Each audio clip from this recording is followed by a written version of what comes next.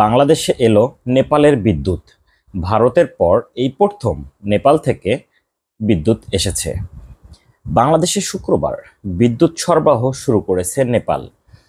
ভারতের পর তৃতীয় কোনো দেশ হিসেবে বাংলাদেশে প্রথমবার বিদ্যুৎ রপ্তানি শুরু করেছে হিমালয় কন্যা খ্যাত রাষ্ট্রটি নেপাল।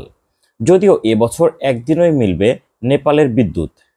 চীনের সংবাদ মাধ্যম সিনহুয়ার এক প্রতিবেদনে বলেছে, ত্রিপক্ষীয় চুক্তি অনুসারে ভারতের সরবরাহ লাইনে মাধ্যমে নেপাল থেকে 40 মেগাওয়াট বিদ্যুৎ সরবরাহ করবে নেপাল, যা আসছে বাংলাদেশে।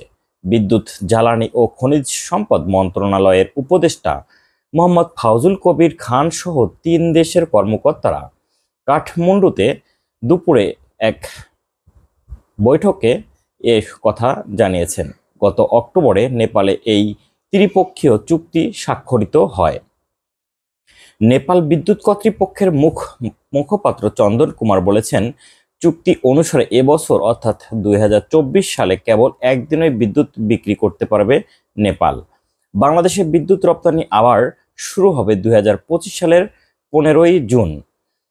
ওই চুক্তি মোতাবেক 5 বছরের মধ্যে প্রতি বছরের 15ই জুন থেকে 15ই নভেম্বর পর্যন্ত নেপাল বাংলাদেশে বিদ্যুৎ বিক্রি করতে পারবে। অর্থাৎ বছরে একটি নির্দিষ্ট সময়ে নেপালের বিদ্যুৎ আসবে বাংলাদেশে।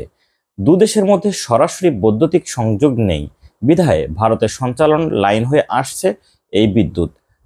চন্দন কুমার ঘোষ বলেছেন, বাংলাদেশের গ্রিডের সঙ্গে যুক্ত ভারতের গ্রিডে সঞ্চালন ক্ষমতা সীমাবদ্ধ থাকায় নেপাল মাত্র 40 মেগাওয়াট বিদ্যুৎ পাঠাতে পারছে বাংলাদেশে।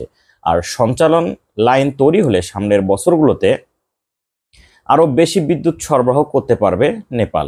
বর্ষা মৌসুমে অতিরিক্ত জলবায়ু বিদ্যুৎ উৎপাদন করে থাকে নেপাল। সেজন্য 2021 সালের নভেম্বর মাস থেকে ভারতে বিদ্যুৎ সরবরাহ করে আসছে তারা।